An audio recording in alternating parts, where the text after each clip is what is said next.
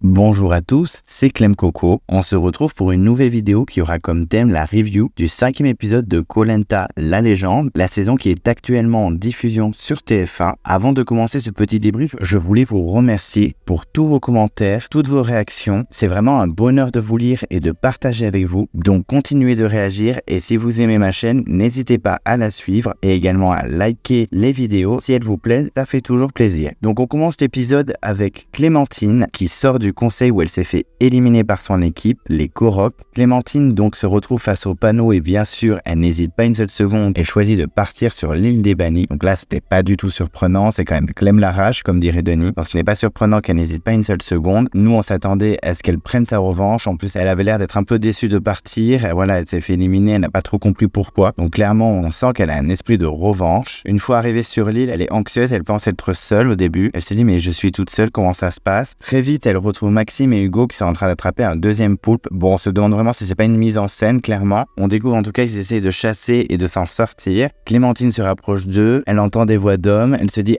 que finalement elle n'est pas toute seule et très vite elle tombe nez à nez avec les deux garçons. Elle est choquée qu'Hugo soit encore là, elle lui dit carrément « Ah ben t'es encore là Hugo ?» Ça faisait tellement longtemps qu'il était sorti qu'elle est un peu surprise. Donc les garçons expliquent que l'aventure n'est pas finie, qu'elle va pouvoir se venger, en tout cas se battre pour revenir dans l'aventure. Bon, clairement Clémentine est dégoûtée. On la sent très énervée. Elle explique qu'elle est tombée de 30 étages, qu'elle ne s'attendait pas du tout à sortir, qu'elle était très surprise par le retournement de situation d'Alexandra et d'Alix. Elle est vraiment très déçue. Elle est même très en colère. Déjà, elle clash pas mal Alexandra. Elle dit que c'est une faiblarde. Elle a quand même tenu presque 4 heures sur une poutre, alors que Clémentine n'a même pas tenu 20 minutes, mais il n'y a pas de problème. C'est surtout Alix qui se prend les foudres de Clémentine, car elle excuse Alexandra d'être un petit peu trop naïve. C'est vrai qu'Alexandra a une image d'une fille très naïve, alors que je pense pas tellement. Mais par contre, c'est vraiment Alix qui s'en prend plein la tête, car c'est vrai qu'elle pensait que Alix était quelqu'un qui avait des valeurs et qui faisait un petit peu la chef, un petit peu la meuf en confiance. Et finalement, elle a été déçue. Après, moi, je comprends tout à fait le vote d'Alix, mais je comprends également la déception de Clémentine. C'est vrai que bon, elle s'attendait pas à sortir, mais après de là à se lâcher comme elle l'a fait, j'avoue que j'étais un peu surpris et un peu déçu de Clémentine. Alors certes, on peut avoir la haine d'être sortie,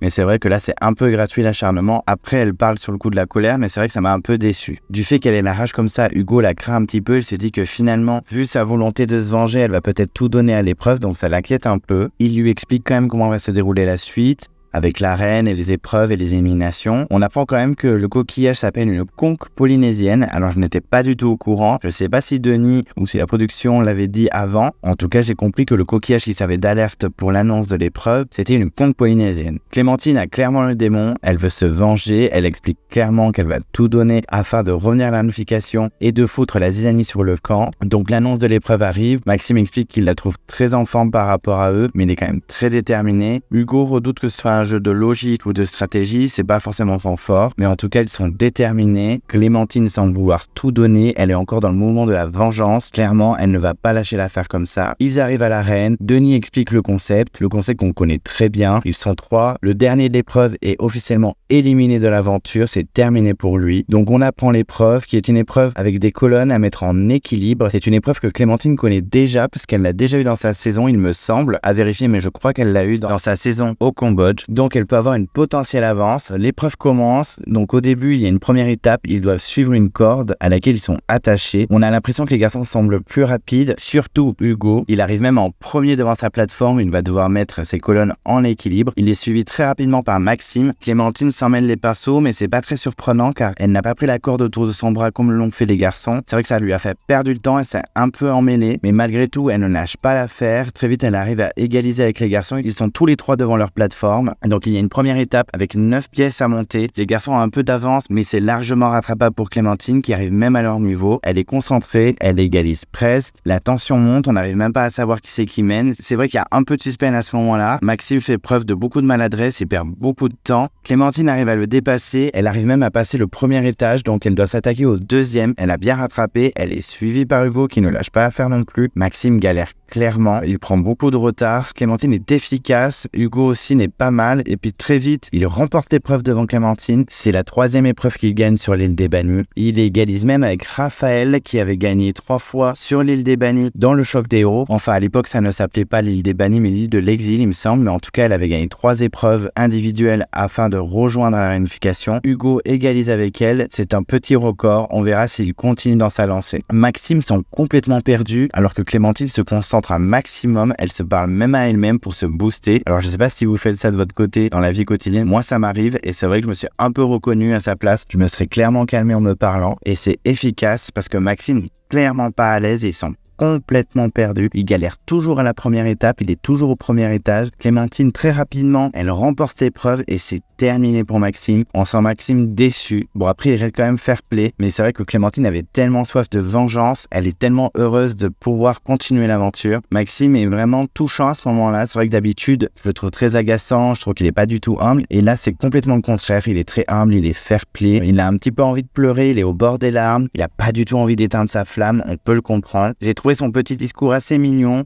Il en fait pas trop pour une fois, donc je valide complètement son discours. Il me touche un peu. C'est vrai que c'est toujours un peu dur les éliminations dans l'épreuve de l'arène. Bon là, on sait que c'est clairement fini, qu'ils n'auront plus de chance de revenir. Ça en fend un peu le cœur. Même les candidats qu'on n'aime pas, ça va être compliqué. En tout cas, il m'a vraiment touché. En plus, en partant, il booste Clémentine et Hugo. En tout cas, il reste humble. Il éteint sa flamme et là, c'est vraiment la fin pour Maxime. C'était clairement pas un de mes candidats préférés. Ça ne me dérange pas qu'il sorte, mais c'était quand même assez touchant. Les deux gagnants sont quand même contents de continuer. Ils ne repartent pas les mains vides puisqu'ils partent avec le fil de pêche. Alors par contre, je ne sais pas du tout s'ils ont le feu. C'est vrai que je ne sais pas s'ils l'ont montré, ou en tout cas s'ils l'ont montré, je n'ai pas été assez attentif. Et j'ai l'impression qu'ils n'ont pas du tout le feu, donc je ne sais pas s'ils mangent le poulpe et les poissons crus. Mais en tout cas, c'est vrai qu'ils auraient pu nous préciser s'ils avaient le feu. J'espère qu'ils l'ont. En tout cas, s'ils l'ont fait, je ne l'ai pas vu. Donc on quitte les bannis et cette fois, on ne les reverra pas de l'épisode. Par rapport aux 2 épisodes d'avant où on avait fait un petit passage chez eux qui n'avait pas été forcément très utile, je vous l'accorde. Mais bon, on aurait bien aimé voir un petit peu leur vie sur le camp. Là, clairement, on ne le reverra pas. Bon, ce sera la semaine prochaine avec la dernière personne éliminée. En tout cas, cet épisode, c'est fini pour les bannis. Donc, on retourne sur le camp des Rouges. C'est vrai que c'est assez tendu à cause du retournement des filles, d'Alexandra et d'Alix, et surtout du clash qu'il y a eu entre Jade et Alix. Il y a Namadia qui veut discuter pour avancer ensemble. Voilà, il a envie que l'équipe soit unie et pas que ça parte en live et que tout le monde se déteste. Donc, on a une réunion autour du feu. Laurent mène un peu la réunion. Il essaie de réunir ses troupes. Il a un petit discours. C'est vrai que Laurent, c'est pas quelqu'un que j'apprécie, mais bon, il a une bonne initiative. Namadia acquiesce, c'est dire. En tout cas, il essaye d'être positif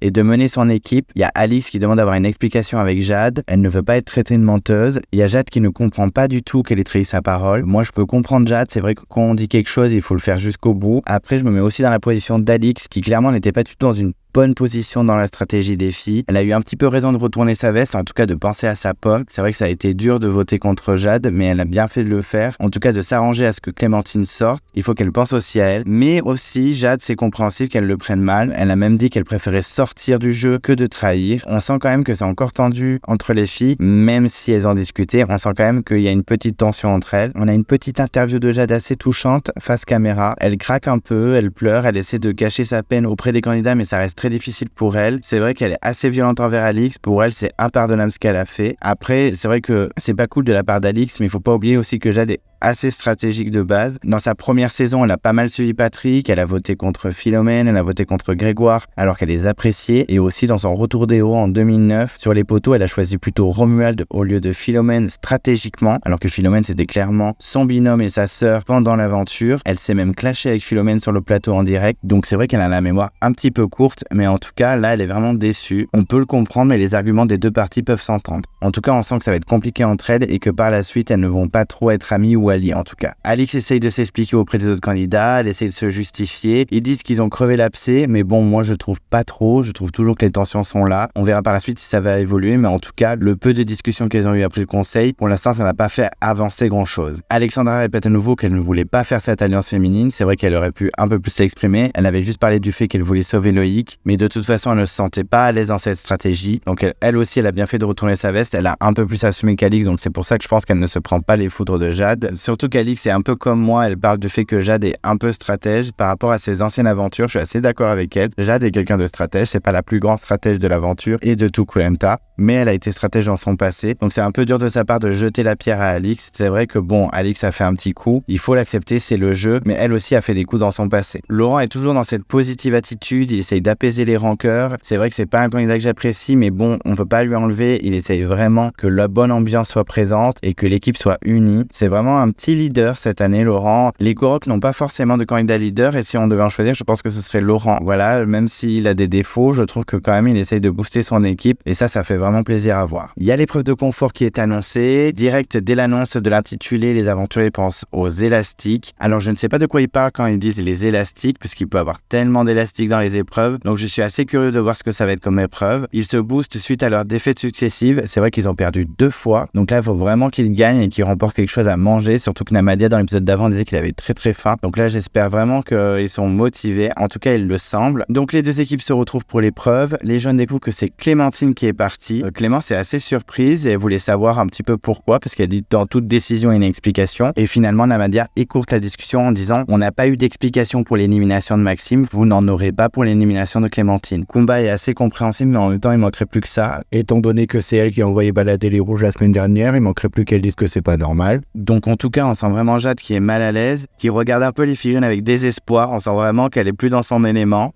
Denis annonce la récompense que ce sera des fruits donc à manger, donc les candidats sont ravis. Alix et Christelle sont complètement heureuses de la récompense. Jade veut absolument tout donner. C'est vrai que les candidats ont vraiment faim vu qu'ils n'ont plus grand chose par rapport aux aventures d'avant, donc ils vont vraiment tout donner. On a une règle inédite cette fois, c'est que seulement 3 aventuriers vont pouvoir bénéficier du confort. Donc là c'est vrai que c'est un peu la panique chez les candidats. En fait on va découvrir plus tard que ces 3 candidats vont partir dans la jungle afin de prendre un maximum de fruits pour eux, mais également par la suite pour les candidats. Donc c'est quand même une épreuve de confort en équipe. Mais c'est vrai que sur le moment, les candidats se disent vraiment que c'est une épreuve finalement individuelle, mais on va découvrir par la suite que finalement non. Donc chaque équipe est attachée ensemble avec une corde sur un parcours. Ils vont avoir plusieurs étapes sur le parcours et ensuite ils vont pouvoir détacher leurs liens et là ce sera vraiment chacun pour sa pomme. Les 4 premiers qui arrivent à l'étape finale devront s'armer de grandes baguettes afin de positionner des palets sur une grande planche en bois. Donc seuls les 3 premiers de ces 4 vont au confort afin de récupérer des fruits. Laurent semble vraiment focus mais un peu stressé. Namadia veut faire mieux car il trouve qu'il n'a rien fait pour l'instant sur les épreuves. Alors là je suis assez d'accord avec lui. J'aime beaucoup Namadia, c'est une bonne surprise mais pas du tout sur les épreuves. Il a jamais performé. En plus il a souvent la boule noire. En tout cas il l'a déjà eu une fois et là dans cet épisode il va l'avoir pour l'épreuve d'immunité. Il s'est très peu montré sportivement.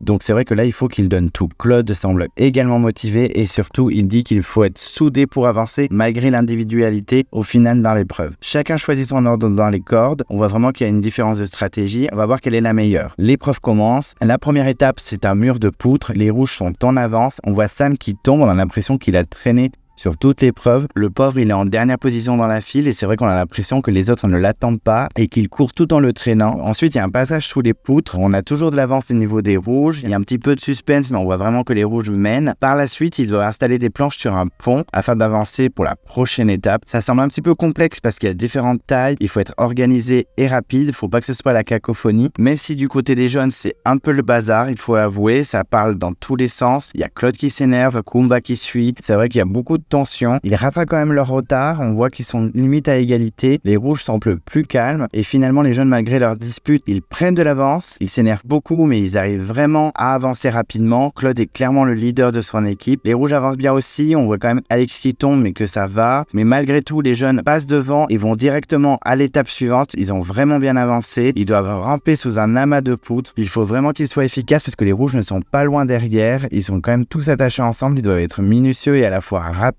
Pour les jeunes, c'est le moment de briser les liens qu'ils ont entre eux. Il faut vraiment couper sa corde très rapidement. Et on découvre que Phil part premier est suivi par Claude. On voit que c'est les 2 leaders physiques de cette épreuve. Les rouges rattrapent leur retard comme ils peuvent. Alexandra est un peu à la traîne, donc ça c'est vraiment dommage. On voit vraiment qu'Alexandra sportivement, en tout cas sur cette épreuve, est dans les derniers. Ce n'est pas la première fois, même si elle avait explosé la semaine dernière sur l'épreuve des paresseux. Ce n'est pas la première fois qu'elle est dans les plus faibles, donc il faut vraiment qu'elle s'accroche. Chez les rouges, c'est Théoura qui part en premier une fois arrivé à l'étape où ils doivent couper leur corde. Une fois détachés, ils doivent passer une poutre en équilibre afin d'accéder à l'étape finale et c'est Claude chez les jeunes qui se qualifie en premier. Laurent chez les rouges suit. On a vraiment 2 gros candidats sportivement qui se qualifient en premier. Claude prend ses baguettes et commence. On a derrière Théoura qui est qualifié chez les rouges. Donc clairement, il n'y a plus de place chez les rouges. Il y a Namadia qui s'énerve et qui crie « On ne pense pas assez à l'équipe ». Alors j'avoue que j'étais déçu qu'il n'y ait pas eu de discussion suite à cette phrase que Namadia a sortie juste après l'épreuve. Ça aurait été intéressant qu'ils discutent et de savoir pourquoi ils disaient ça. Ça aurait été sympa de les voir en discuter parce que je pense que cette phrase veut dire beaucoup et elle n'a pas été exploitée par la suite. Donc c'est bien dommage, je pense que ça peut ressortir plus tard. Chez les jeunes, il y a Christelle qui chute durement. Elle a 2 doigts de se faire mal. Clairement, je ne sais même pas comment elle a pu se relever, mais finalement ça va. C'est vrai qu'il y a eu beaucoup de chutes et on ne sait pas trop qui va rejoindre Claude dans les 2 derniers jaunes. Et c'est finalement Phil qui se qualifie. Donc je suis assez content parce que Phil est complètement fantomatique depuis le début de la saison. Et là, c'est vrai qu'enfin, il gagne un petit peu une épreuve, même s'il n'a pas gagné totalement, mais au moins il est arrivé à une étape que d'autres n'ont pas atteint. Donc ça fait plaisir pour lui. C'est parti pour le combat final. Ils sont donc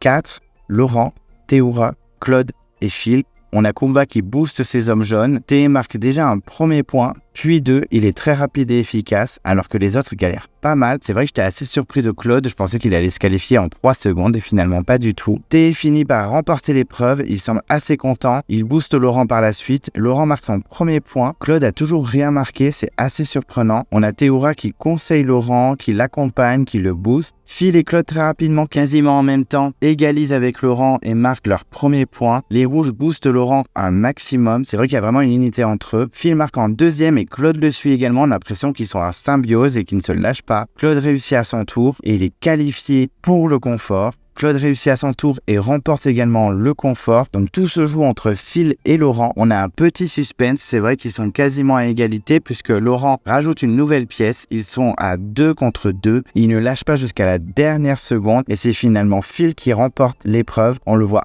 enfin performer, c'est vraiment cool parce que c'est un candidat qu'on n'avait pas vu depuis le début de l'aventure et là ça y est, on le voit enfin, il a l'air très heureux et en tout cas ça fait vraiment plaisir de le voir comme ça. Théoura rassure son équipe en disant qu'il va ramener un grand panier, il est vraiment fier, en plus il a gagné sur sa terre comme il dit, c'est sa 16e victoire, donc tous les autres l'applaudissent, c'est vraiment une très bonne performance, il est toujours en duel avec Claude qui a 19 victoires, on verra si Théoura va se rapprocher de Claude au niveau de son palmarès, en tout cas c'est vraiment une très belle victoire. Laurent est dégoûté, il est pas du tout satisfait.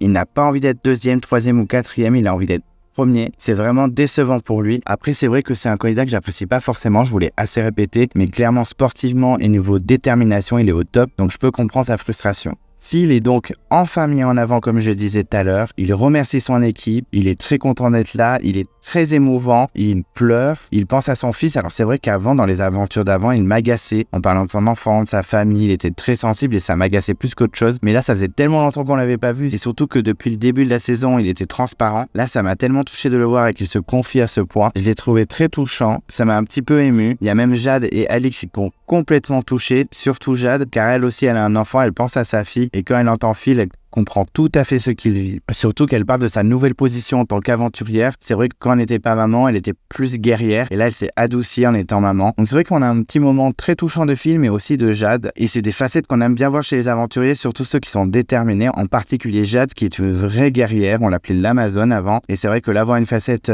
plus touchante, ça fait plaisir. Donc Denis montre la corbeille dans laquelle ils vont devoir mettre les fruits. Il explique bien que c'est à rabord, malgré le petit mouvement de Théoura qui signifie qu'il a envie que ce soit plus que rabord. Donc on a un petit joke entre Théoura et Denis, c'est assez rigolo. Et puis finalement, les 3 gagnants de l'épreuve partent récupérer leurs fruits. En tout cas, ils partent sur l'île pour leur confort. Il y a même une petite phrase de Théoura qui dit « Les vieux sont encore là » puisqu'effectivement, Claude, Théoura et Phil sont des candidats qui ont fait Koh Lanta il y a plus de 10 ans et malgré cela, ils sont toujours dans les meilleurs. Donc on a un retour assez amer chez les jeunes pour les filles. Elles ont bien compris que l'alliance fille était assez détruite avec l'élimination de Clémentine. Il y a même Christelle qui parle du regard de Jade comme je vous l'avais exprimé au début de la review. Elle a essayé de communiquer avec elle pour faire comprendre que c'est Alexandra, Alix et Loïc qui ont sorti Clémentine. On a même Candice qui dit qu'Alexandra et Alix ne l'ont même pas regardé et que Jade lui a fait beaucoup de peine. On sent vraiment que les filles jaunes ont compris que chez les rouges, les filles n'étaient plus du tout solidaires. Il y a même Kumba qui parle de la mort du girl power, mais elle veut quand même rester toutes les 4 jusqu'à la réunification. Elle dit clairement ok de leur côté, ils n'ont pas tenu leur parole, mais nous toutes les 4, c'est-à-dire Clémence, Candice, Christelle et elle-même, elles veulent aller ensemble en réunification. Elles ne veulent pas voter les unes contre les autres. Les 4 sont plutôt d'accord. Moi je suis pas très convaincu de Kumba parce que c'est vrai que je ne la vois pas du tout voter un garçon réunification et en particulier pas Claude du tout. Donc je suis assez méfiant de cette alliance des 4, surtout qu'on a bien vu que chez les rouges ça n'avait pas tenu, donc pourquoi pas chez les jaunes. En tout cas, elles ont bien senti, les filles, que c'était fini pour l'alliance féminine à la réunification. Bon, c'est pas très surprenant, moi je suis assez content que ça se brise tout ça, même si j'ai peur que les filles sortent une à une, mais c'est bien un peu que ça change, parce que si on avait eu qu'un casting féminin au final, ça m'aurait un peu déçu, comme quand on a eu que des hommes à la nouvelle édition. En tout cas, le girl power semble complètement terminé, et il y a même Kumba qui signe la fin en disant qu'à la réunification, ce sera chacun pour sa pomme.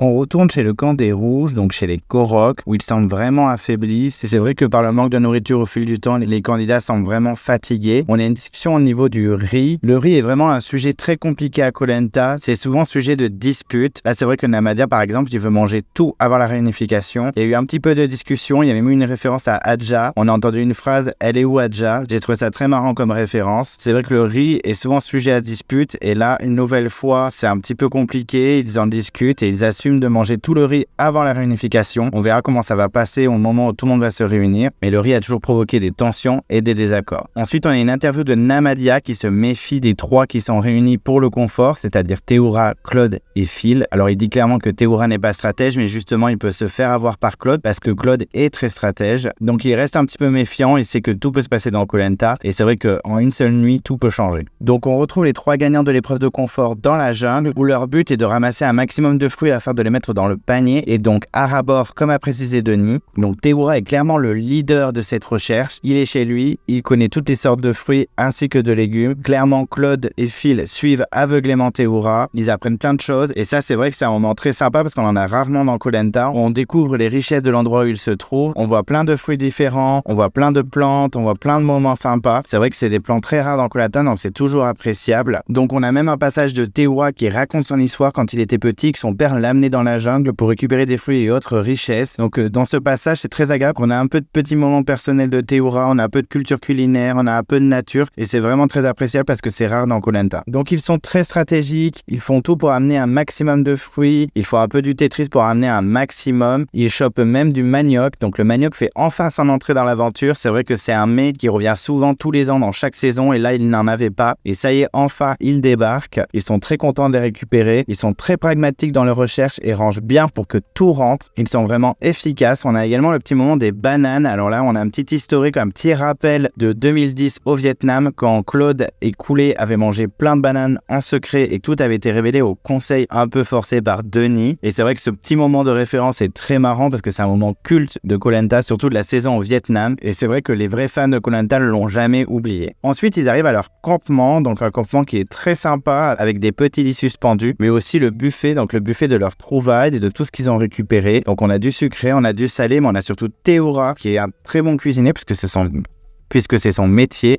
En plus, il connaît toutes les saveurs des fruits qu'ils ont récupérés puisque c'est des fruits de chez lui. Donc clairement, il cuisine un plat qui a l'air succulent. Phil et Claude se régalent, il fait un vrai festin. En tout cas, les garçons passent une très bonne soirée et sont très contents. Mais on change d'ambiance et le moment de joie passe à un moment stratégique. En effet, Théoura balance tout le pacte féminin. Il explique tout à Claude et à Phil. Le fait que Alexandra et Alice aient tout raconté et qu'elles aient retourné leur veste. Les mecs sont vraiment conscients qu'il y a un pacte féminin. Alors déjà, je pense qu'ils s'en doutaient un petit peu, mais là, c'est confirmé avec toutes les révélations des 2 filles qui ont changé de bord. Claude est assez déçu par cette stratégie féminine. C'est vrai que même si je pense qu'il y avait aussi une stratégie masculine, mais elle était moins importante, en tout cas elle était moins solide entre guillemets, puisque le pacte féminin n'a pas tenu tant que ça finalement, mais c'était pas aussi clair que les filles. Donc il se méfie clairement de 2 filles, c'est-à-dire Jade et Clémence. Il dit même qu'il va les tenir à l'œil. C'est un peu surprenant parce que c'est pas non plus les 2 plus gros stratégiques du groupe, en tout cas ce n'est pas les leaders de cette stratégie, c'est plutôt Kumba, sa grande copine justement. Donc je suis un peu surpris qu'il se méfie d'elle, je le trouve un petit peu naïf, mais en tout cas ils se couchent sur ça, dans leur petite moustiquaire, ils vont passer une bonne nuit, mais les tractations tournent quand même dans leur tête. On retourne chez les jeunes où il y a les garçons qui rentrent, donc Phil et Claude, ils débarquent avec des fruits en surprise pour le reste de l'équipe. L'équipe est très contente, mais lui, il veut en découdre sur les stratégies des filles, il veut savoir la vérité. Les filles sont plus dans une bonne ambiance, elles font même une blague avec Clémentine. Bon alors Clémentine, vous l'avez ramenée, vous l'avez pas ramenée par rapport au fait qu'il ramène des fruits, mais très vite l'ambiance change parce que Christelle insiste, elle veut savoir et là Claude balance tout. Il y a une énorme discussion où Claude cite Candice et Clémence comme principales investigatrices de l'élimination de celui-ci. Il tente de les bluffer parce qu'en gros, il n'a pas forcément cette info. C'est vrai que Théoura n'a pas forcément cité Candice et Clémence. Donc les filles tombent complètement dénues, surtout Candice qui est complètement choquée, qui ne comprend pas pourquoi Claude cite son nom alors qu'elle était clairement pas à l'origine de cette stratégie, même si elle l'a clairement suivi, il faut le dire, mais elle n'était clairement pas à l'origine, donc elle ne comprend pas du tout. C'est vrai que c'est très surprenant. Alors, il y a Denis en voix off qui suppose que Claude bluffe. Est-ce qu'on n'a pas eu toutes les informations? Est-ce que Théoura aura cité des noms? Alors ça, on ne saura pas plus malheureusement. Et c'est vrai que le fait qu'il dise ça sème la zizanie dans le camp. Il dit juste une phrase et ça part un petit peu en live. Donc là, ça sent un peu mauvais pour Candice et Clémence. Déjà que Clémence était pas mal menacée. Là, c'est au tour aussi de Candice. Alors qu'avant ça, tout se passait bien pour elle. Elle était intégrée. Elle s'entendait bien avec les grosses têtes. Donc il n'y avait aucun problème. Et c'est vrai qu'avec cette petite phrase que Claude a sortie, tout le monde se méfie d'elle.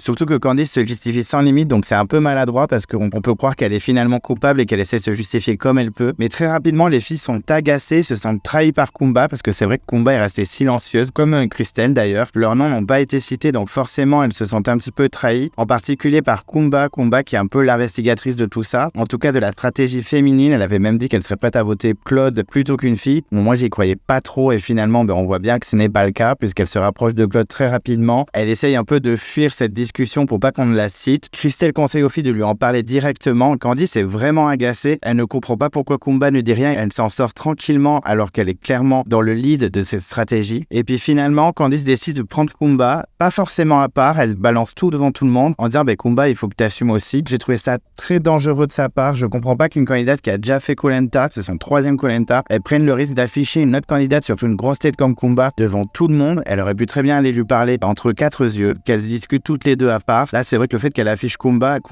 déteste ça. En tout cas, Kumba le vit très mal. Claude maintenant regarde la situation comme spectateur. C'est vrai qu'il a mis le feu aux poudres et maintenant ça part en live total entre les filles. Il observe chaque comportement, chaque phrase que les filles peuvent exprimer. C'est vrai que la Kumba est un peu agacée à son tour. Il y a limite une petite embrouille entre les filles. C'est vrai que c'était pas très malin de la part de Candice, même si elle avait raison, parce que Kumba n'assumait rien du tout. Mais par contre, l'afficher comme ça, je sais pas si c'est la meilleure des solutions. Là, clairement, Candice s'est mis une énorme cible sur la tête. En plus, comme l'épisode n'a pas énormément de suspense, mais ça on en reviendra plus tard dans la review, on sent vraiment que Candice est menacée pour le prochain conseil. Kumba, en plus, comme elle connaît bien Claude, elle arrive un petit peu à le manipuler. C'est vrai qu'elle a un aura sur lui, c'est assez impressionnant. Elle s'acharne un peu sur elle la montre du doigt. Claude est vraiment très énervé par toutes ses stratégies. Candice est dégoûtée que Kumba s'en sorte comme ça. De l'autre côté, on a Christelle qui prend 0 parti. Je suis hyper déçu de Christelle parce que c'est vrai qu'elle est pas citée, donc elle laisse pas l'ouvrir pour pas que les regards se tournent vers elle. Mais je suis un peu déçu étant donné que Christelle, elle a pas la langue dans sa poche comme dans son retour des héros. Elle a défendu contre tout le monde Moundir, c'est qui lui a provoqué sa sortie certes, mais en tout cas j'avais aimé le fait qu'elle ait vraiment un avis. Là clairement elle joue le silence pour pas être inquiétée. Je suis vraiment déçu. On voit vraiment Christelle et Kumba qui lâchent les 2 autres filles, qui se rapprochent des hommes et qui clairement ne comptent plus sur une stratégie féminine. Donc je suis vraiment déçu des filles, surtout de Christelle parce que Kumba ça me surprend pas étant donné son comportement depuis le début de la saison. Mais là on n'a plus une Kumba qui disait je voterai pas une fille avant la réunification. Là on sait que tout est possible, elle peut très bien voter Candice ou Clémence. De toute façon Clémence elle a déjà fait, donc tout est possible. Et Christelle, je suis vraiment déçu de son comportement. Kumba clash Candice sans limite, elle balance plein d'infos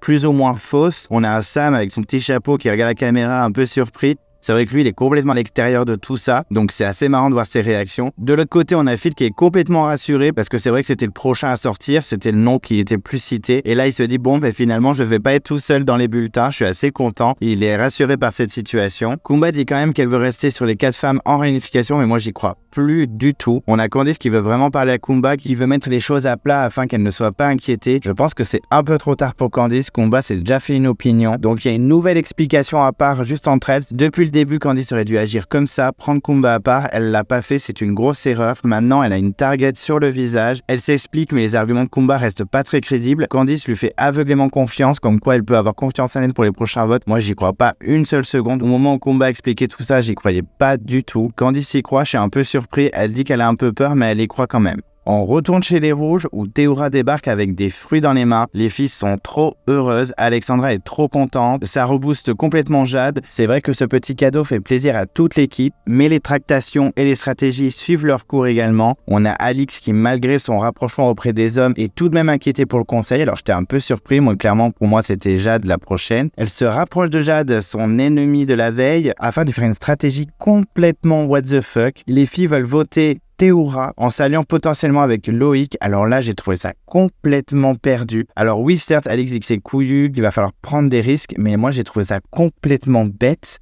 Je ne comprends pas cette stratégie alors que Jade est clairement sur un siège électable. Pourquoi se griller comme ça, surtout attaquer l'un des plus gros aventuriers? Alors certes, c'est bien qu'il y ait des moves aussi dangereux, mais là c'est clairement inutile, c'est trop tôt. On ne comprend pas pourquoi les filles, elles sont aussi énervées et aussi stratèges en visant Théoura, alors que Théoura est ultra actif sur le camp, il amène plein de choses à tout le monde. C'est vrai que c'est très surprenant qu'elle vise Théoura et pas Laurent par exemple. On a même Alix qui dit qu'elle en a marre d'être une figurante. Alors certes, c'est un coup très couillu, ça peut être un blindside assez impressionnant, mais là je ne vois pas du tout l'intérêt et c'était très dangereux d'en parler à Jade étant donné que c'était l'ennemi de la veille. Donc Jade n'hésite pas à tout balancer à Namadia lorsque celui-ci lui dit qu'il va voter Alix mais que les autres veulent voter Jade. Elle balance la stratégie d'Alix contre Théoura. Namadia est sous le choc, il n'est pas du tout d'accord, il ne comprend même pas ce coup stratégique. Du coup, Jade et Namadia veulent se retourner contre Alix. Là, on a plein de stratégies qui vont dans tous les sens. C'est vrai que ça commence à être difficile à comprendre entre ceux qui gardent leurs secrets, ceux qui balancent tout, ceux qui veulent faire des stratégies avec des ennemis. Ça va dans tous les sens en quelques secondes. On a même Namadia qui va tout balancer à Théoura et qui doit vraiment continuer à se comporter normalement, mais qui sont tous au courant. Il le dit également à Laurent et Laurent ne veut pas du tout toucher à Théoura. Là, on a un Namadia qui a un nouveau profil de stratège. On le savait un peu stratège depuis le début de la saison, mais là par rapport à sa saison 12, c'est complètement la nuit et le jour. Il est assez incroyable en stratégie. Là on a l'impression que c'est le leader des tractations sur le camp rouge. Namadia est assez impressionnant, il discute à chaque personne, il mène son chemin stratégique tranquillement, mais clairement là il est choqué par la stratégie des filles et j'avoue que je suis complètement surpris. Je ne comprends pas, c'est complètement perdu, c'est assez surprenant, surtout les filles qui retournent leur veste et qui veulent refaire une stratégie féminine contre les hommes avec une autre candidate qu'elles ont trahi la veille. C'était assez perdu. Alors c'est couillu, mais très perdu. Et j'ai l'impression qu'Alix s'est attiré les foudres sans raison. Là, je ne comprends pas du tout sa stratégie. En tout cas, on va voir comment ça va évoluer. D'un côté, j'avais envie que les Koroks perdent pour voir comment ça allait se terminer cette situation rocambolesque. Mais en tout cas, tout le monde se méfie de tout le monde et beaucoup de stratégies et de sous-stratégies sont en cours. Ensuite, on a l'annonce de l'épreuve d'immunité. Et la deuxième information très importante, c'est qu'ils doivent prendre leur sac. Donc là, on a une pression chez les candidats. Tout le monde dit que c'est pas très bon signe quand ils doivent prendre leur sac. Alors j'ai pensé direct à un conseil immédiat après l'épreuve. Ce serait pas très surprenant, quelqu'un va quitter l'aventure à la suite de cette épreuve et directement, sans passage par le camp. Donc les équipes se réunissent et là on découvre que c'est l'épreuve des catapultes qui a l'air beaucoup plus compliquée que d'habitude. Pour faire simple, chaque équipe est scindée en deux. On a 3 d'un côté, 3 de l'autre. Les 3 premiers doivent monter sur des palissades pour récupérer des munitions et les donner aux 3 autres. Une fois que toutes les munitions sont récupérées, ils doivent tous se diriger vers la catapulte afin de tirer sur 8 cibles. C'est des petits totems sur des plateformes, mais attention, en plein milieu des totems, il y a une grosse structure sur une balance et si elle est visée et si elle chute, les candidats perdent du temps car ils devront la remettre sur pied. Donc c'est une perte de temps totale. Tout peut se jouer si malheureusement on fait tomber cette structure. Donc c'est vraiment plus de pression. Ce n'est plus juste un simple jeu de catapulte. Il y a vraiment du challenge. Il faut vraiment être coordonné, précis et efficace. On apprend également que l'équipe gagnante, en plus d'être immunisée, elle a le pouvoir d'immuniser un candidat de l'équipe perdante. Donc ça, c'est un petit twist stratégique. Ça peut être très intéressant pour l'équipe qui gagne de choisir soit son préféré, soit quelqu'un qui est clairement visé pour mettre un peu la zizanie. Donc c'est assez intéressant comme twist. Je crois qu'on l'a jamais eu dans Koh Lanta. Peut-être que dans Survivor, ça s'est déjà fait, mais en tout cas dans Koh Lanta, ça n'a jamais été fait. Donc on a 2 exemptés pour l'équité. On a Kumba chez les jaunes et Namadia une nouvelle fois chez les rouges. C'est la 2e fois. Donc c'est vrai que Namadia n'a pas trop l'occasion de s'illustrer, on le voit jamais dans les épreuves et le peu qu'on l'a vu c'était assez catastrophique. J'espère qu'il va un peu plus se donner sportivement par la suite ou en tout cas s'il arrive jusqu'à la réunification en épreuve individuelle. Donc on apprend avant que l'épreuve commence via la voix off de Denis qu'il y aura bien un conseil surprise directement après l'épreuve, donc ça met un peu plus de tension et un peu plus de suspense pour l'épreuve. L'épreuve commence, la première étape pour gravir les palissades, on a donc 3 candidats par équipe. Chez les rouges c'est Laurent, Alix et Loïc et chez les jeunes c'est Sam, Candice et Claude. Les jeunes sont un petit peu en avance mais vraiment de peu, ça se joue vraiment à pas grand chose. Une fois la première étape passée, ils arrivent tous devant les cibles. C'est Claude qui tire en premier mais en va, mais on a Phil derrière qui tire et qui marque le premier point. Ensuite, les candidats enchaînent les échecs. C'est vrai qu'il y a beaucoup de tirs et beaucoup de loupés. Clémence touche la 2e cible et marque une belle avance chez les jaunes. Donc là, on est à 2 pour les jaunes et 0 pour les rouges. Mais Loïc arrive derrière et marque son premier point, suivi de Laurent qui égalise. Donc là, on avait pas mal de suspense. C'est vrai que cette saison, il y a pas mal de suspense au niveau des épreuves, vu que les candidats sont très forts et que les équipes ont des aventuriers de haut niveau. Forcément, forcément, il y a beaucoup d'égalité, il y a beaucoup de suspense dans les épreuves, c'est très agréable. Ensuite, on a Claude qui marque un nouveau point et Christelle confirme, mais les rouges ne lâchent pas parce que Loïc marque un troisième point et marque une deuxième fois. Et on a Laurent qui égalise à nouveau, donc là on continue dans le suspense. Et malheureusement chez les rouges, Jade fait tomber la structure, donc là ça peut lui porter préjudice pour elle parce qu'elle est clairement sur un siège éjectable. Et là le fait de faire perdre du temps à son équipe dans l'épreuve peut lui porter préjudice, en espérant que l'équipe ne perde pas parce que sinon clairement c'est son nom qui va sortir au conseil. Mais elle est efficace pour remettre la structure sur pied, donc c'est Alexandra derrière qui marque un nouveau point et fait une avance chez les rouges, mais Claude derrière égalise, Sam confirme avec 6 points, Théoura derrière égalise pour les rouges. Donc le suspense c'est vraiment au plus haut niveau. Moi j'avoue que j'avais les yeux rivés sur mon écran, je me demandais bien qui c'est qui pouvait gagner parce que là c'était très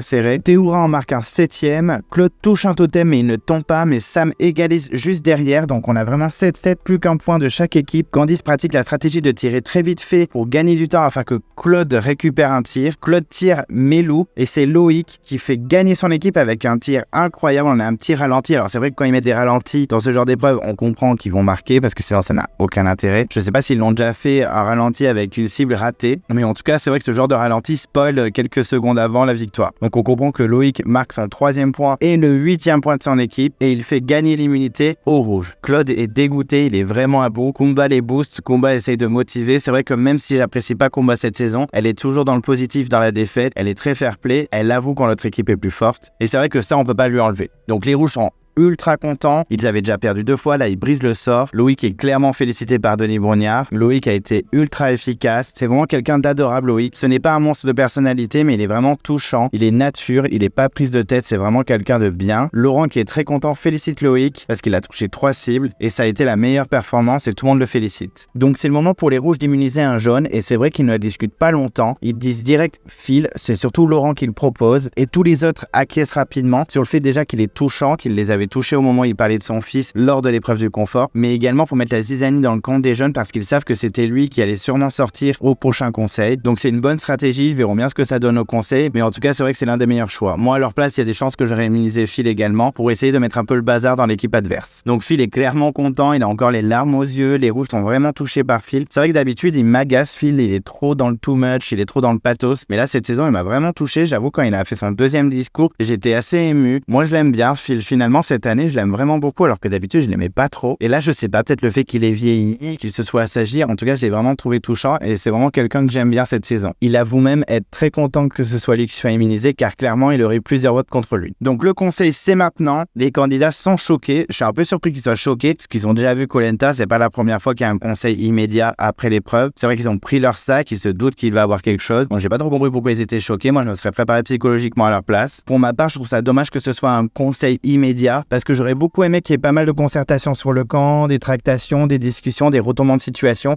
Ils aient le temps vraiment de mettre des stratégies en place parce que là c'est vrai que c'est tout de suite alors qu'il y a eu plein de disputes, il y a eu plein de quiproquos, il y a eu plein de petits mensonges, plein de coups de bluff, donc je suis un peu déçu qu'on n'ait pas des tractations sur le camp avant le conseil. On imagine très vite que Clémence va sortir son collier au vu de sa tête quand Denis a annoncé le conseil immédiat. Après c'est pas très surprenant, c'était la plus visée avec Phil et Phil a l'immunité, donc c'est réglé pour elle. Elle se doute qu'il va y avoir plein de votes contre elle, donc j'aurais fait pareil à sa place. Donc les votes se font, on voit déjà 2 votes Clémence, c'est-à-dire Claude et Phil. Clémence vote Sam, c'est pas très surprenant, elle a fait un peu par élimination, elle a dit qu'elle ne voterait pas une fille et je pense qu'elle ne se voit pas voter Claude, donc elle a voté Sam. Kumba vote Candice, donc clairement là elle ne tient pas du tout sa parole, je m'en doutais un petit peu, même si elle avait des beaux discours comme quoi elle ne voterait jamais une fille avant la réunification, malgré la dispute qu'elle a eue avec Candice. Je ne suis pas très surpris qu'elle ne tienne pas sa parole, je suis vraiment déçu, je pense qu'il y a vraiment une stratégie pré-game avec Claude, je suis vraiment déçu de Kumba mais pas forcément surpris, surtout qu'elle vise Candice, une candidate que j'aime beaucoup, que je trouve très fraîche et qui est franchement volontaire et qui n'a absolument rien demandé dans toutes ses stratégies. Je pense que ça va être compliqué pour Candice avec le collier de Clémence qui risque de sortir, surtout que Candice vote Clémence. Alors là, j'étais sur les fesses. Clairement, je n'ai pas compris. C'est vraiment what the fuck Candice, mais qu'est-ce que tu fais? Pourquoi tu ne votes pas Sam? Je n'ai pas compris son vote. Surtout qu'elle dit je vote contre toi Clémence parce que je sais que tu as le collier. Mais quel intérêt? Tu sais qu'elle va le sortir et du coup il restera très peu de votes et qu'il y a de fortes chances que ton en sorte. Je ne comprends pas comment elle peut être aussi naïve et croire que Christelle et Kumba vont suivre la stratégie. Je ne vois aucun intérêt de voter Clémence, si ce n'est peut-être de ne pas assumer de voter Sam ou Claude en pensant que Kumba et Christelle pourraient voter un garçon. Finalement, elle s'est fait avoir, je ne comprends pas comment elle peut être aussi naïve au bout de 3 Koh-Lanta. Là, clairement, même si je l'adore et que ça m'a fendu le cœur de la voir partir, elle s'est mise une balle dans le pied toute seule. Je n'ai pas compris son vote. Si elle avait voté Sam, c'est Sam qui sortait et elle était sauvée. Je pense qu'elle s'est trop sentie en confiance. Elle a trop fait confiance à Kumba et Crystal. Ça s'est retourné contre elle. C'est vraiment dommage après autant d'expérience dans Koh-Lanta d'en arriver là. Je suis vraiment déçu des filles, mais également du comportement de Candice qui aurait pu se sauver avec son vote. Donc sans surprise, avant le dépouillement, Clémence sort son collier. Là, clairement, je me suis dit que c'était mort pour Candice parce que même s'il y a une égalité, tous les autres vont voter contre Candice et non contre Sam. Donc au final, tous les votes étaient contre Clémence sauf 2, étant donné que Clémence a voté Sam et que Kumba a voté Candice. On se retrouve avec une égalité, tout le monde va revoter, ça semble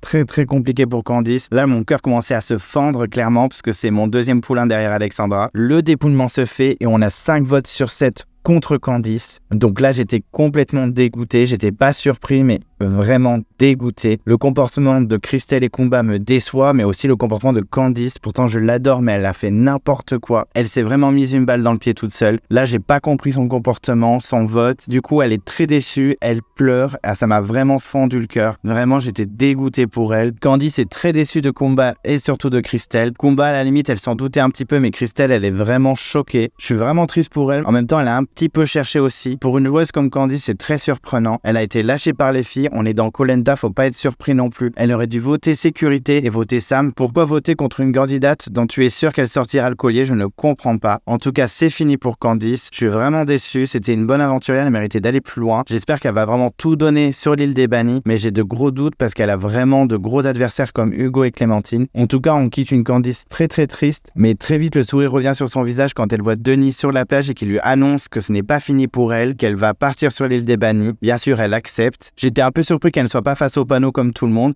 Alors certes, il ne faisait plus nuit, mais elle aurait pu très bien être amenée devant les panneaux. C'est Denis qui lui annonce carrément. Donc forcément, elle accepte, elle part sur l'île des bannis. Et on verra ce que Candice va donner et surtout comment les stratégies vont évoluer dans chaque camp. Donc au niveau du teaser, on a quelques images. On a les retrouvailles des copines entre Clémentine et Candice sur l'île des bannis. Clairement, elles vont tout donner, mais il va falloir qu'elles fassent attention parce que Hugo ne va pas lâcher comme ça. Clémentine veut clairement aller à la réunification avec Candice pour semer la pagaille. Honnêtement, je serais motivé pour que Clémentine rejoigne l'aventure et mette un petit bazar là-dedans. Ça serait très marrant. On voit que les candidats ont faim. Clairement, cette année, c'est très dur au niveau nourriture. Ils n'ont pas grand-chose. On sent vraiment qu'ils sont de plus en plus affaiblis. On voit qu'il y a une épreuve inédite et également l'épreuve des radeaux qui semble être revisitée puisqu'on a également l'épreuve des poteries. La production a sans doute fait un mash-up des 2 épreuves, donc je suis très curieux de voir ça. On sent qu'on a des petites tractations qui se profilent avec la phrase de Claude qui dit « Tout peut porter à préjudice », donc je suis impatient de voir ça, en espérant d'avoir un épisode avec plus de suspense et plus de stratégie. À voir, en tout cas, je suis impatient d'être un mardi prochain. Donc au niveau de l'interview, Candice est très déçue de Crystal, elle est déçue de Kumba, mais surtout de Crystal. Maintenant, elle veut se venger, elle sait qu'elle va sur l'île des bannis, donc elle est clairement motivée pour revenir dans le jeu. Au niveau des votes, on a Kumba qui dit quand même que Sam apporte beaucoup plus au camp. Je trouve ça un peu déplacé de la part de Kumba, étant donné que Candice pêche sans limite plusieurs poissons par jour. Je suis un peu surpris de ce qu'elle dit. Après, je ne suis pas sur le camp avec eux, donc je ne vois pas tout, mais je trouve que Candice, c'est pas forcément la candidate la plus faible sur le camp, donc je trouve ça un peu déplacé de la part de Kumba. De toute façon, Kumba, pour être clair, cette saison, elle est très décevante. Elle a complètement changé de comportement, je la reconnais plus. Déjà, elle a lâché un petit peu le discours féministe, c'est déjà pas mal, mais cette saison, elle me déçoit vraiment. Donc au niveau du bilan de l'épisode, j'ai trouvé un épisode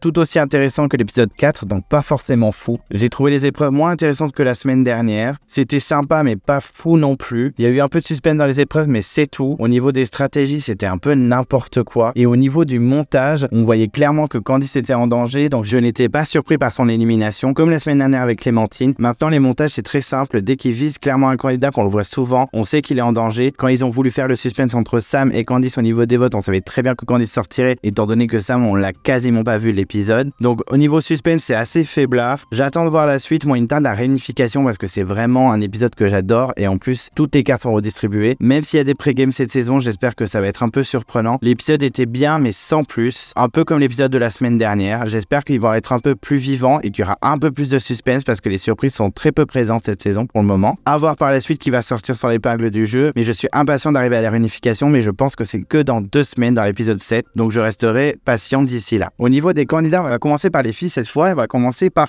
Kumba. Kumba, ma pire ennemie de la saison. C'est une candidate, comme je vous l'ai dit, que j'adorais avant et que là, elle me déçoit totalement. La semaine dernière, elle m'avait agacé surtout au niveau de son discours féministe. Là, c'est surtout au niveau de son retournement de veste sans limite. Un coup, je suis avec les filles, un coup, je ne voterai pas avec les filles, un coup, je vote Candice, mais je voulais voter défi, c'est n'importe quoi son discours. On sait très bien qu'elle est en alliance pré-game avec Claude et qu'elle ne touchera jamais Claude, j'en étais persuadé. La preuve aujourd'hui, elle a voté Candice aux 2 tours. Elle n'a pas hésité à trahir sa parole au niveau des filles. J'espère qu'on ne l'entendra pas râler contre Alix et Alexandra, parce que même si c'est les premières à avoir trahi l'alliance, elle a fait pareil en ayant un discours comme quoi elle restait dans l'alliance féminine. Donc c'est à contresens complètement. Je suis très déçu de Kumba, surtout qu'au niveau sportif, elle n'a pas non plus été incroyable dans cet épisode. Elle prend beaucoup de place. J'espère qu'elle va vite agacer ses camarades parce qu'elle n'est jamais inquiétée, alors que clairement, elle a un gros caractère. Il faut vraiment la supporter et je la trouve pas incroyable sur les épreuves, à part peut-être la semaine dernière sur les pierres englouties. Mais en tout cas, j'espère qu'elle va vite sortir. Je suis très déçu de Kumba. C'est une candidate que j'adorais, mais là, c'est plus du tout le cas. Ensuite, on a Christelle. C'est une grosse déception. Je trouvais que c'était une petite surprise du début de saison. Bon, là, elle était un peu plus discrète ces derniers épisodes, mais là, clairement, je la trouve très décevante. Elle s'est retournée contre Candice, alors que l'épisode d'avant, elle s'était confiée auprès d'elle pour voter contre Clémence. Ça n'a aucun sens également. Elle a joué la loi du silence pour aller le plus loin possible. J'aime pas trop ses stratégies de suiveur. Je suis un peu déçu de Christelle, surtout de son vote contre Candice. Je ne l'ai pas compris forcément. On savait qu'elle était pas fan de voter contre Sam, mais de là à trahir carrément Candice, je suis vraiment déçu. J'espère qu'elle va un petit peu relever le niveau par la suite, parce que là, Christelle, elle est descendue en bas de mon classement. Clémence, très discrète une fois de plus. Elle était clairement menacée. Elle a sorti son collier. C'était plutôt pas mal. Je pense que c'est juste reculer pour mieux sauter, parce qu'à mon avis, elle va très vite sortir. Elle n'a plus son collier. Elle n'est pas du tout intégrée dans son équipe. En plus, la réunification n'est pas la semaine prochaine. Donc, si son équipe perd, c'est clairement elle qui va sortir, à moins de grosses surprises. Elle ne peut pas trouver non plus de 36 colliers. Je vois clairement Clémence sortir la semaine prochaine. Je trouve qu'elle est vraiment éteinte cette saison. Elle a certes performé sur 2-3 épreuves, mais elle est plutôt discrète, encore plus que d'habitude. Vraiment, ça confirme son statut de candidate un peu fantôme. C'est vrai qu'elle a gagné 2 aventures en utilisant une stratégie de suiveur. Et là, il n'y a même plus de stratégie. Elle est complètement perdue. Heureusement qu'elle a eu son collier dans cet épisode, mais je pense qu'elle va pas faire de vieux os. Je la trouve vraiment pas ouf cette année.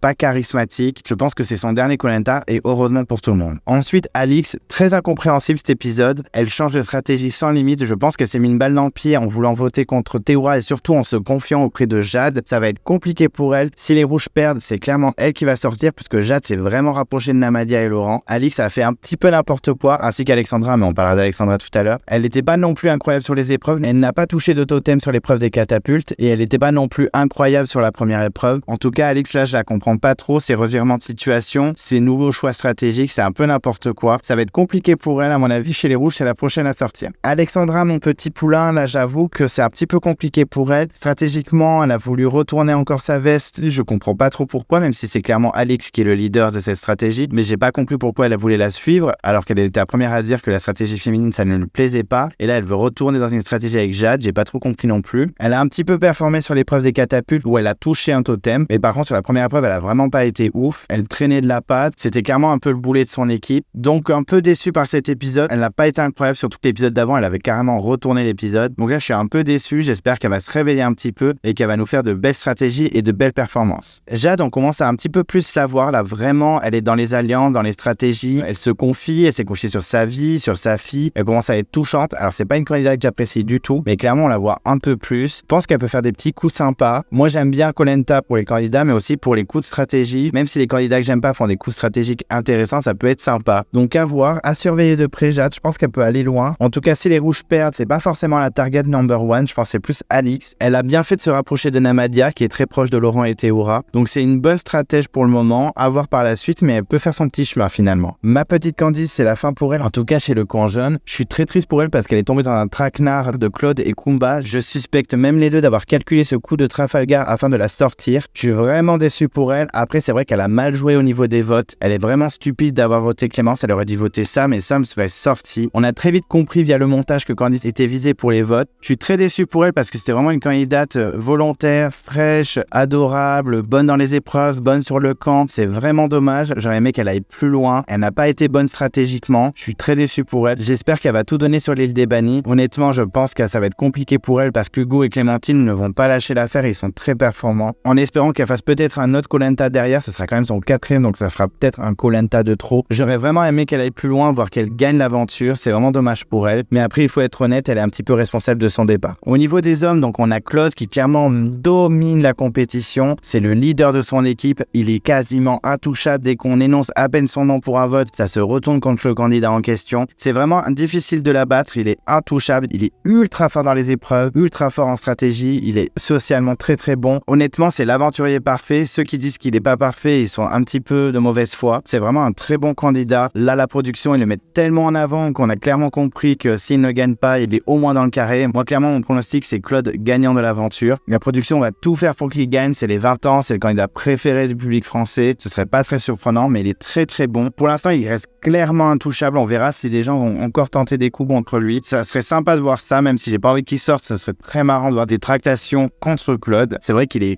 quasiment parfait, il y a très peu de choses à critiquer dans le comportement de Claude dans l'aventure. Phil qu'on a enfin on l'a vu à l'écran, ce n'est plus Casper de Koh-Lanta la légende, il est là, il est présent. Alors moi j'ai trouvé touchant, comme je vous ai dit d'habitude je le trouve assez relou, too much, pathos. Là j'ai adoré, j'ai trouvé ça très émouvant, c'était pas dans le lore moyen, j'ai trouvé ça vraiment touchant. En plus il a été performant sur l'épreuve puisqu'il a gagné un 3e l'épreuve de confort. Il a aussi marqué des points sur la catapulte. En plus, il a été immunisé par l'autre équipe. Il a vraiment un capital sympathie très intéressant au niveau des autres aventuriers. Je pense qu'au niveau social, ça va un peu mieux. C'est vrai qu'on l'avait pas trop vu. Là, on le voit un peu plus. Sportivement, c'était plus que correct dans cet épisode. Je pense qu'il peut vraiment aller loin parce qu'il touche pas mal de gens. Donc, on verra bien par la suite. En tout cas, ça fait plaisir de le voir enfin à l'écran. Sam, par contre, lui, on l'a pas beaucoup vu. Donc, c'est pour ça qu'il n'y avait pas trop de suspense au niveau du conseil quand il y a eu égalité entre Candice et Sam. Le seul moment où j'ai trouvé rigolo, c'est quand il avait son chapeau et qu'il a regardé la caméra un peu étonné quand les disputes étaient en cours. Après, sur les épreuves, il n'a pas fait des performances incroyables. La première épreuve, à part traîner sur le sol, on l'a pas vu beaucoup. Et sur la deuxième épreuve, je crois qu'il a marqué 1 ou 2 totems. Enfin, rien d'incroyable, en tout cas pour le niveau de Sam. Donc, à voir par la suite parce qu'on le voit pas beaucoup. En plus, ça a été quand même un petit peu menacé au conseil, même si on savait qu'il sortirait pas. En tout cas, on découvre que les candidats osent voter contre lui, que les réseaux sociaux ne leur font pas peur. Ça fait un peu plaisir parce que j'ai peur que Claude Théoura et Sam soient intouchables à cause des réseaux sociaux. Donc, on verra par la suite. Mais Sam, il faut qu'il donne un peu plus, ou en tout cas que la prod le montre un peu plus, parce que là il est quasi inexistant, surtout dans cet épisode. Loïc qui est très discret également, qu'on ne voit pas beaucoup. Heureusement qu'il a performé au catapulte parce que sinon on l'avait pas vu du tout. C'est vrai que depuis le début de la saison il est assez fantomatique également, pas au point de Phil, mais c'est vrai qu'on le voit pas beaucoup. Il est pas trop dans les stratégies. J'avais espoir qu'il soit un peu plus stratège cette saison, mais pas du tout. Clairement il suit juste les stratégies des hommes. On verra si par la suite il se fait d'autres alliances, mais pour l'instant il est assez neutre sur ce domaine. C'est quelqu'un qui est plutôt sympathique et qu'on a envie d'aimer, donc je le trouve pas détestable, mais il faut vraiment que Loïc se réveille parce qu'on le voit quasiment pas cette saison pour le moment. Laurent toujours ultra performant sur les épreuves, même s'il n'est pas arrivé dans les 3 premiers sur la première épreuve, il était assez incroyable. Pareil sur la catapulte, il a vraiment un niveau assez fort. Socialement, il est quasiment parfait. En stratégie, il est plutôt bon également. Bon, c'est Namadia qui domine, mais franchement, il a un petit niveau. Alors moi, je ne le supporte pas du tout, mais cet épisode, je trouvais que ça allait mieux que l'épisode d'avant. Il a quand même beaucoup de qualités, même s'il ne l'apprécie pas. Je pense qu'il peut aller loin. Il faudra juste qu'il soit méfiant parce qu'il peut se faire avoir par des alliances plus fortes. On verra bien par la suite, mais en tout cas, il était moins insupportable pour ma part dans cet épisode. Ensuite, on a Namadia qui était très bon stratège dans cet épisode. Moi, c'est vraiment la grosse surprise de la saison. C'est pas forcément mon préféré, mais moi, je m'attendais tellement à rien parce que dans sa première saison, il avait pas vraiment été incroyable, voire même pas top. À part le coup du collier contre Javier, il avait pas été impressionnant. Là, clairement, niveau stratégie, il est vraiment bon. Il écoute, il observe. Il agit et vraiment il est très bon. Sportivement par contre on le voit pas du tout. Quand il est dans les épreuves il est quasiment inexistant et souvent en plus il tire la boule noire donc on peut pas le voir performer. Donc à voir par la suite, il faut qu'il se donne plus au niveau du sport. Même lui il l'a avoué dans l'épisode. Donc à voir par la suite, mais vraiment c'est la surprise de la saison. Théoura très discret également. On le voit pas beaucoup, on l'a juste vu pendant le moment du confort parce qu'il avait gagné l'épreuve et qu'ensuite il avait fait la cuisine, récupéré les fruits, etc. Donc c'était un beau moment. Mais à part ça, on l'a pas vu plus que ça. Même quand il a été menacé, on a juste vu 2-3 plans. Il a même pas parlé en interview pour expliquer ses émotions à ce sujet. Donc franchement, je m'inquiète un peu. J'espère qu'on va le voir un peu plus par la suite. Alors il y a des rumeurs qui disent sur internet qu'il aurait triché, que ce serait la prod qui le protégerait en le montrant très peu. À voir. C'est des rumeurs que j'ai vu circuler sur les réseaux sociaux. Après, il faut se méfier des rumeurs des réseaux sociaux. Clairement, j'en ai entendu parler, à voir si ça va vraiment se confirmer, mais en tout cas c'est vrai qu'on le voit pas beaucoup et c'est vraiment dommage parce que c'est quand même un aventurier adoré par le public et qui a quand même plein de choses à apporter à la saison. Et au niveau des bannis, Hugo est toujours aussi impressionnant, c'est sa 3e victoire. Est-ce qu'il va battre le record de Raphaël du combat des héros? Je l'espère, même s'il est trop discret et trop lisse, franchement il a tout donné, donc j'espère vraiment qu'il va atteindre son but. Je ne pense pas qu'il risque de semer la zizanie et créer le chaos à la réunification s'il intègre la réunification, mais il peut vraiment percer vu qu'il est discret, il peut servir de balance entre plusieurs alliances. Je pense que ce serait intéressant qu'il intègre la réunification. Donc à voir, mais en tout cas, il est sur la bonne voie. Clémentine, vraiment performante sur l'épreuve. Elle était très concentrée, elle a été efficace. Moi, ça me ferait plaisir qu'elle réintègre la réunification, étant donné que maintenant, elle est très énervée, elle est dans la vengeance. Ça, c'est la Clémentine qu'on aime, la vilaine, celle qui est prête à mettre le chaos et elle est vraiment dans cette optique. Donc j'espère qu'elle va réintégrer l'aventure. Elle semble en bonne position. On verra si Candice peut potentiellement la battre. En tout cas, Clémentine, j'espère qu'elle va vite revenir et qu'elle va vite se venger et mettre le bazar. Et Maxime qui a quitté l'aventure